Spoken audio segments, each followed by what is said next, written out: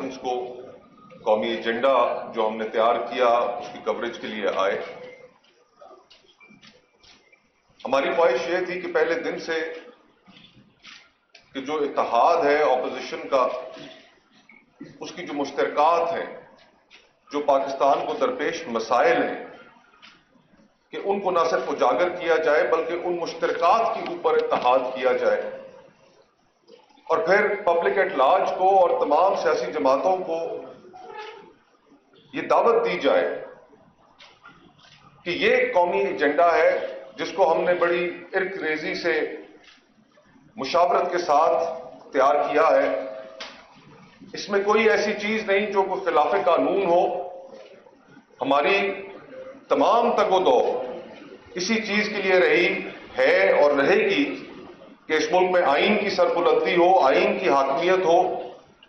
جو عوام اور ریاست کا سوشل کانٹریکٹ ہے اس کے تقدس کو کسی بھی صورت پامال نہ کیا جائے. تبھی یہ ریاست آگے بڑھ بھی سکے گی اور اس ریاست میں موجود پاکستان میں بسنے والی مختلف اقوام وہ اس میں رہ کر اپنی جو تگ و دو ہے اور اپنے جو سائل اور وسائل کے حقوق ہیں ان کو حاصل کر سکیں. تو جو ہم نے قومی ایجنڈا تیار کیا، شکریہ جی، اس کے جو چیدہ نکات ہیں وہ میں آپ کے سامنے اگر اکابرین اجازت دیں تو رکھنا چاہوں گا اور آپ کو پڑھ کر بھی سناؤں گا.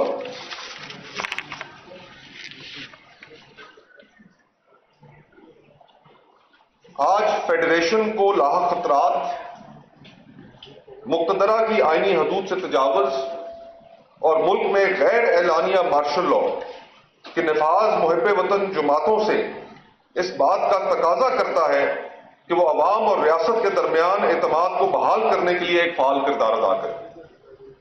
یہ اتحاد غریب دشمن اور غیر نمائندہ حکومت سے نجات کے لیے درج ذیل قومی ایجنڈا پر اتفاق رائے کرتا ہے. نمبر 1، یہ اتحاد 2024 میں ہوئے انتخابات، ان کے اندر کی گئی دھاندلی کو یکسر مسترد کرتا ہے اور یہ مطالبہ کرتا ہے کہ ملک میں فی الفور ایک آزاد اور غیر جانبدارانہ الیکشن کمیشن کے تحت نئے انتخابات کروائے جائیں جس میں مقتدرہ اور ایجنسیز کا کوئی عمل دخل نہ ہو. شق نمبر 2، آئین کی شق 8 سے 28 تک جو بنیادی انسانی حقوق سے متعلق ہیں، ان کا آج ملک میں نفاذ عملاً معطل ہو چکا ہے. یہ اتحاد فرد اور ریاست کے درمیان معاہدے کی بنیاد کو پامال کرنے، پیکا ایکٹ کے ذریعے آزادی اظہار رائے کو ختم کرنے، 26ویں آئینی ترمیم کے ذریعے عدلیہ کی آزادی کو سلب کرنے، پیسفل اسمبلی اور پبلک آرڈر ایکٹ کے ذریعے سیاسی حقوق کو معطل کرنے کی سخت مذمت کرتا ہے اور آئین کی روح کے خلاف ایک غیر نمائندہ اسمبلی سے پاس کیے گئے ان قوانین کو رد کرتا ہے. شق نمبر 3، یہ اتحاد مطالبہ کرتا ہے کہ آئین پاکستان جس کی پاسداری مملکت کے ہر شہری اور ہر ادارے پر لازم ہے کہ شق نمبر 245 میں افواج پاکستان کی جن بنیادی ذمہ داریوں کا تعین کر دیا گیا ہے اس کا کردار اپنے دائرہ کار تک ہی محدود ہونا چاہیے. اس سے تجاوز اور عوام کے حق حاکمیت میں مداخلت سے آج عوام اور افواج میں جو فاصلے پیدا ہو چکے ہیں یہ کسی بھی صورت ملک اور قوم کے مفاد میں نہیں ہے. نمبر 4، یہ اتحاد ملک کے اندر بڑھتی ہوئی دہشت گردی کے واقعات اور پاکستان کے ایک بڑے حصے میں حکومتی رٹ کے ختم ہونے اور امن و امان کی بگڑتی ہوئی سنگین صورتحال پر انتہائی تشویش کا اظہار کرتا ہے اور یہ قرار دیتا ہے کہ موجودہ حکومت عوام کے جان و مال کے تحفظ کی بنیادی ذمہ داری ادا کرنے میں بری طرح ناکام ہو چکی ہے. یہ اتحاد پارا چنار سمیت ملک کے دیگر حصوں میں حالیہ فرقہ وارانہ تناؤ میں اضافے کو خطرناک قرار دیتے ہوئے اس معاملے میں حکومت کی مجرمانہ غفلت اور لاپرواہی کی شدید مذمت اور اس پر گہری تشویش کا اظہار کرتا ہے۔ یہ اتحاد مطالبہ کرتا ہے کہ نیشنل ایکشن پلان پر منوعن عمل کیا جائے۔ نمبر 5، حکومتی دعووں کے برعکس آج ملک میں ورلڈ بینک جیسے مستند اداروں کی تحقیق کے مطابق سطح غربت سے نیچے زندگی بسر کرنے والے لوگوں کی تعداد خطرناک حد تک بڑھ چکی ہے۔ آج تقریباً آدھا ملک سیاسی بے یقینی اور عدم استحکام کی وجہ سے سطح غربت سے نیچے دھکیلا جا چکا ہے۔ متوسط طبقے کے لیے زندگی گزارنا انتہائی مشکل اور کاروباری طبقے کے لیے کاروبار کرنا ناممکن ہو چکا ہے۔ یہ اتحاد مطالبہ کرتا ہے کہ حکومت اپنے شاہانہ خرچے کم اور عوام پر لاگو کیے گئے ٹیکسوں کی بھرمار جس سے معیشت کا پہیہ رک چکا ہے ان میں فوری کمی لائے اور پھر فور ختم کرے۔ نمبر 6، حکومت نے عدلیہ کو اپنا ذیلی محکمہ بنانے کی غرض سے جو کورٹ پیکنگ کی ہے اس کی یہ اتحاد مذمت کرتے ہوئے ایسی تمام تقرریوں اور تبادلوں کو مسترد کرتا ہے۔ عدلیہ میں انصاف پسند جج صاحبان کے گرد جھوٹے ریفرنسوں کے ذریعے گھیرا تنگ کرنے اور من پسند فیصلے حاصل کرنے کے لیے ایجنسیز کے ذریعے ہراساں کرنے، جس کی سب سے بڑی مثال اسلام آباد ہائی کورٹ کے جج صاحبان کا خط ہے، کی بھرپور مذمت کرتا ہے۔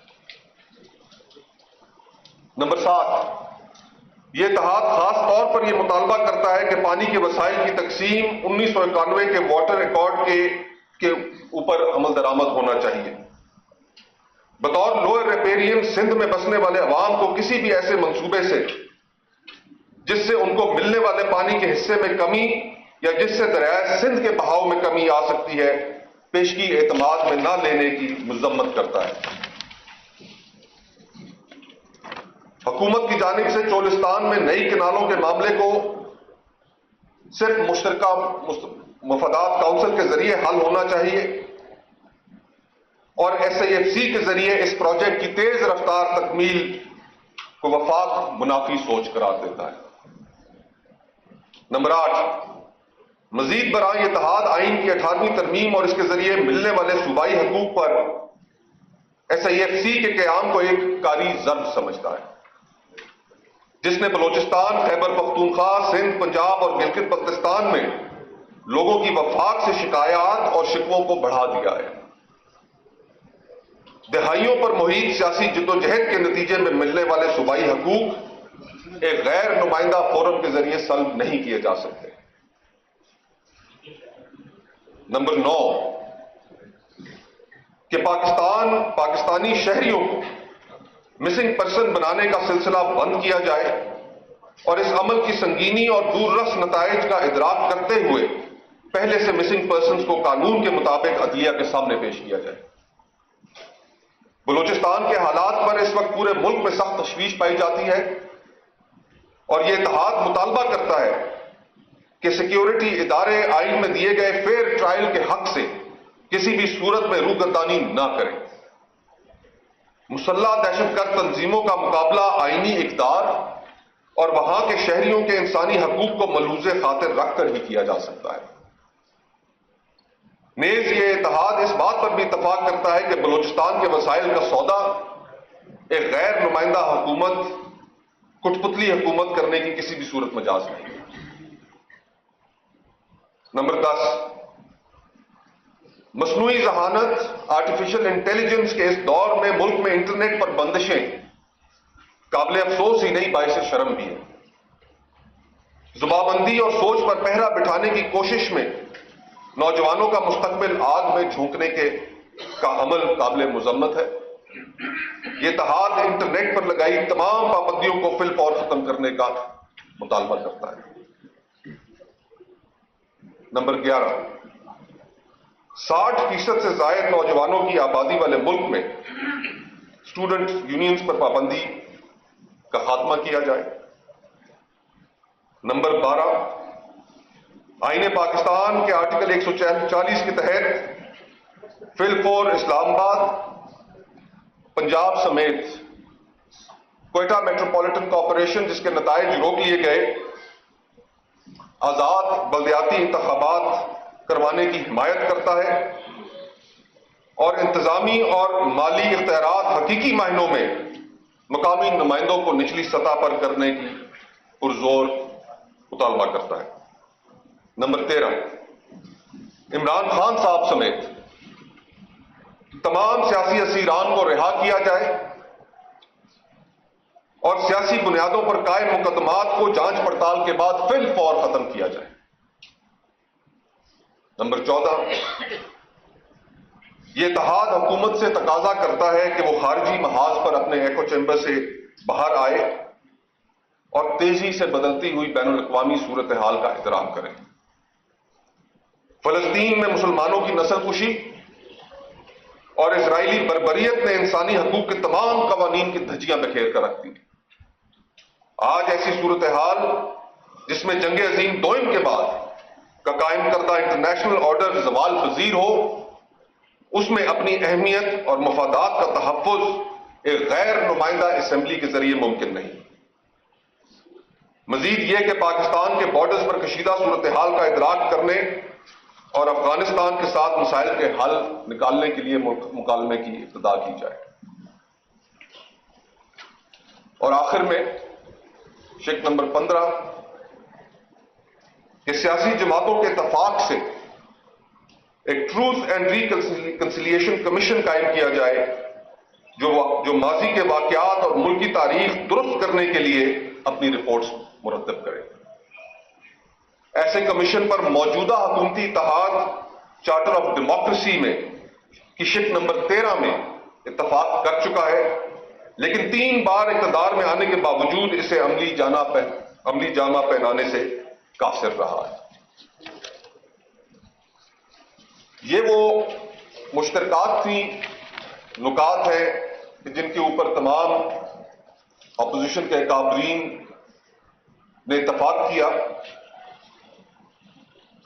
इनमें से हर बात जो आपके सामने रखी गई आईन के दायराकार के अंदर रहते हुए रखी गई।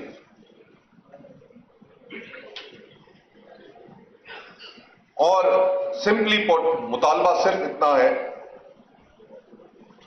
कि इन तमाम चीजों समेत इस मुल्क में आईन की हुक्मरानी होनी चाहिए और आईन की पामाली का सिलसिला बंद होना चाहिए। आज जिन हालात का हमें सामना है, खुसूसन भारत के साथ जो कशीदा सूरत हाल बन चुकी है, इस पर भी इत्तेहाद में काबरीन के दरमियान काफी गुफ्तगू हुई। साबका स्पीकर असद कैसर साहब इस हवाले से हमारी जो पोजीशन है वो भी आपके सामने रखेंगे। और आखिर में सिर्फ यही आपके सामने नुक्ता रख के इजाजत चाहूंगा कि ये कौमी एजेंडा ये सिर्फ हम जमातों का एजेंडा नहीं है, ये कौम का एजेंडा है। इसके अंदर कोई एक ऐसी चीज नहीं है जिससे पाकिस्तान का कोई भी शहरी इख्तलाफ कर सके। हम पब्लिक एट लार्ज को और उन तमाम सियासी जमातों को भी जो आज इस इत्तेहाद में हमारे साथ शामिल नहीं है लेकिन राब्ते में हैं, हम सबको दावत देते हैं कि इस कौमी एजेंडे की तकमील के लिए हमारा साथ दें। हम आपके शाना बशाना चलेंगे और इस मुल्क को एक बेहतर रियासत और एक आईन की हुक्मरानी के जरिए चलने वाली रियासत इंशाअल्लाह अज़ीज बना के रहेंगे। बहुत बहुत शुक्रिया।